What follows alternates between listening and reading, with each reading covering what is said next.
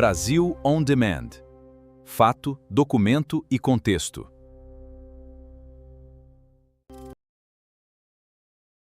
A partir de hoje, produtos que você compra ou que o Brasil vende para os Estados Unidos vão ficar mais caros. Não é um boato, não é projeção. Uma tarifa adicional de 25% dos Estados Unidos entrou em vigor sobre produtos brasileiros no dia 22 de julho. Mas essa não é a única tarifa relevante para o Brasil neste momento. Existe outra, imposta por um parceiro comercial ainda maior, que recebeu bem menos atenção. E vamos explicar as duas. Neste vídeo, sem viés e sem torcida, eu explico o que a tarifa americana é, por que ela existe, o que ela muda para a economia e para o seu bolso, como o governo brasileiro está reagindo.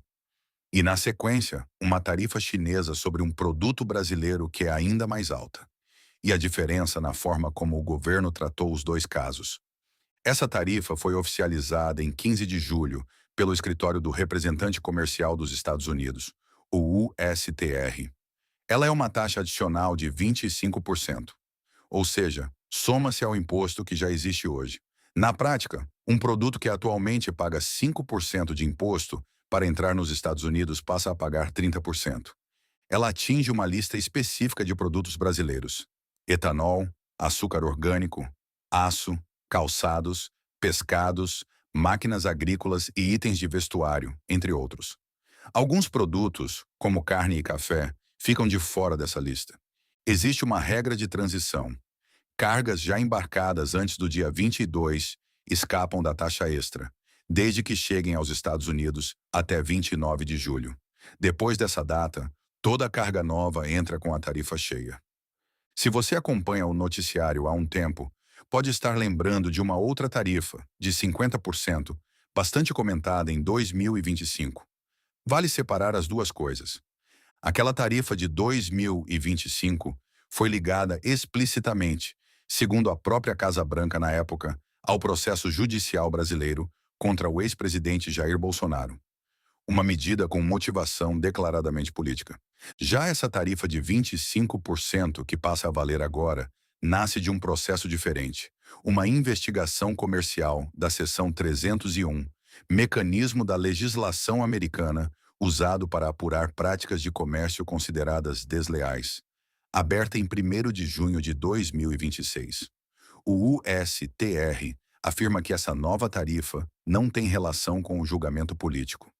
Não cabe a este vídeo dizer se essa separação é só formal. Isso é debate em aberto. O que é fato verificável é que são bases legais diferentes, anunciadas em momentos diferentes, com justificativas oficiais diferentes.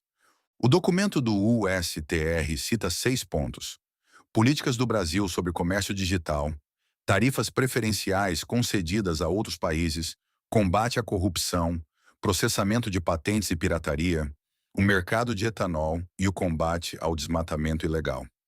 Um ponto que chama a atenção: os americanos classificam o PIX, o Sistema de Pagamento Instantâneo Brasileiro, como algo que favorece empresas nacionais e prejudica a concorrência de empresas de pagamento dos Estados Unidos, chamando-o de campeão nacional, que gera condições desiguais no comércio eletrônico. O Brasil teve a chance de se manifestar. Em audiência pública do USTR, nos dias 6 e 7 de julho, o governo Lula optou por não enviar ninguém para falar. Só observadores da embaixada acompanharam. Quem participou e discursou foi o senador e pré-candidato à presidência Flávio Bolsonaro. Mas isso não mudou a decisão final dos americanos. Se você não vive de comércio exterior, pode estar se perguntando: e daí, o que isso muda para mim? De forma simples, quando um produto brasileiro fica mais caro para entrar nos Estados Unidos, duas coisas costumam acontecer. Do lado de quem produz, empresas exportadoras, siderúrgicas, calçadistas, produtores de etanol, vendem menos porque o produto brasileiro fica menos competitivo. Isso pode significar menos produção e risco para empregos nessas cadeias aqui no Brasil. Do lado de quem consome, esse tipo de notícia costuma mexer com o dólar e os mercados financeiros, o que pode influenciar de forma indireta, desde o preço da gasolina até o custo de produtos importados no supermercado. Para Dona Maria, que talvez nunca tenha exportado nada na vida, O efeito mais provável de sentir é indireto, passando pelo câmbio. Não é uma taxa que aparece direto na sua nota fiscal do mercado. O governo brasileiro classificou a tarifa americana como injustificada. O argumento oficial do Palácio do Planalto é que os Estados Unidos acumulam um superávit comercial com o Brasil. Vendem mais do que compram, de mais de 400 bilhões de dólares nos últimos 15 anos. Como resposta, o governo anunciou que vai acionar a Lei da Reciprocidade Econômica, legislação brasileira que permite aplicar medidas equivalentes contra países que taxam produtos do Brasil de forma considerada unilateral. Além de levar o caso ao mecanismo de solução de controvérsias da Organização Mundial do Comércio. Especialistas em comércio exterior alertam, por outro lado, que aplicar reciprocidade pode piorar a situação, encarecendo produtos americanos por aqui e elevando a tensão em vez de reduzi-la. Vale registrar também, segundo avaliações do próprio Planalto, essa tarifa pode subir de 25% para 37,5% ainda em julho, somando a tarifa ligada ao trabalho forçado. Isso ainda não foi confirmado oficialmente pelos EUA. É uma avaliação do governo brasileiro sobre o que pode acontecer, não um fato consumado. Enquanto a tarifa americana dominava o noticiário político, uma outra tarifa, imposta por outro parceiro comercial gigante do Brasil, teve uma repercussão bem menor, mesmo sendo proporcionalmente mais alta. Desde 1º de janeiro de 2026, a China aplica uma cota anual às importações de carne bovina brasileira, cerca de 1,1 milhão de toneladas. Dentro dessa cota, a tarifa é de 12%. Acima dela incide uma sobretaxa adicional de 55%, o que leva a tarifa total sobre o volume excedente a até 67%. Os números importam. A China responde por mais da metade das exportações brasileiras de carne bovina, e segundo a consultoria StoneX, o Brasil já havia usado cerca de 98,5% dessa cota até junho, com expectativa de esgotá-la totalmente em agosto, o que empurra parte relevante das exportações do segundo semestre para a faixa taxada em 67%. A resposta do governo brasileiro, até o momento, foi diferente da que vimos com os EUA. Em vez de anunciar reciprocidade, o Palácio do Planalto optou por buscar diálogo diplomático e negociação em fóruns internacionais, sem medidas de retaliação contra a China. Essa diferença de tom não passou despercebida.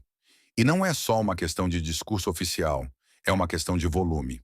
A tarifa chinesa foi noticiada, inclusive com o próprio ministro da Agricultura, Carlos Fávaro, comentando publicamente o assunto e minimizando o impacto. Mas ela circulou majoritariamente nas editorias de economia e agronegócio como mais uma notícia setorial. A tarifa americana, por outro lado, virou manchete política em poucos dias, com repúdio oficial do Planalto, ameaça de reciprocidade e acionamento da OMC quase instantâneos. A tarifa chinesa, que pode chegar a 67% sobre o excedente, mais que o dobro da americana, está em vigor desde janeiro e até a publicação deste vídeo não gerou volume equivalente de indignação pública nem de reação institucional. Parlamentares de oposição, como o deputado federal Coronel Assis e o senador Flávio Bolsonaro, cobraram publicamente essa disparidade. Por que uma tarifa imposta pelos Estados Unidos vira caso de Estado, enquanto uma tarifa maior, imposta pela China, é tratada como noticiário econômico de rotina?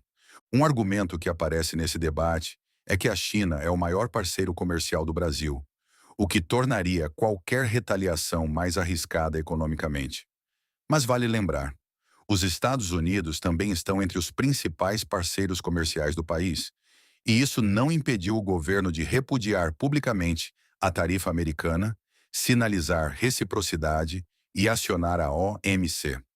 Até a publicação deste vídeo, o Palácio do Planalto não detalhou publicamente quais ações diplomáticas concretas foram tomadas junto à China, além de sinalizar disposição para negociar.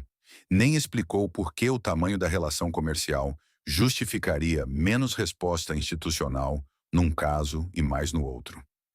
Essa assimetria, a mesma bandeira da reciprocidade usada com força contra um parceiro e praticamente ausente contra outro, é o cerne da crítica feita pela oposição. E é um fato verificável, não uma interpretação. São duas tarifas que afetam setores importantes da economia brasileira e duas respostas visivelmente diferentes do mesmo governo. Do lado americano, em 1º de junho, o USTR abre a investigação da seção 301. Nos dias 6 e 7 de julho, acontece a audiência pública, sem representação oficial brasileira. Em 15 de julho, os EUA oficializam a tarifa de 25%. E em 22 de julho, ela entra em vigor, com janela de transição até 29 de julho. Do lado chinês, a cota e a sobretaxa de 55% entraram em vigor já em 1º de janeiro de 2026, e o efeito prático mais forte, o esgotamento da cota, deve se concretizar em agosto, quase no mesmo momento em que a tarifa americana começa a valer.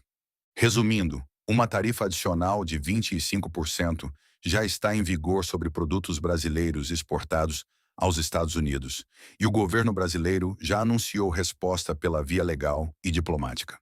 Ao mesmo tempo, uma tarifa chinesa de até 67% sobre parte da carne bovina brasileira está em vigor desde janeiro, com efeito prático crescendo justamente agora. E recebeu até aqui uma resposta bem mais discreta do governo. Esse é um tema que vai continuar se desenrolando dos dois lados. E o Brasil On Demand vai acompanhar sem espetáculo e sem viés, só com fato verificado. Se esse vídeo te ajudou a entender o assunto, deixa o like e se inscreve no canal. Até o próximo episódio. Fato, documento, contexto. A gente não te diz o que pensar, te lembra que pensar ainda é sua responsabilidade.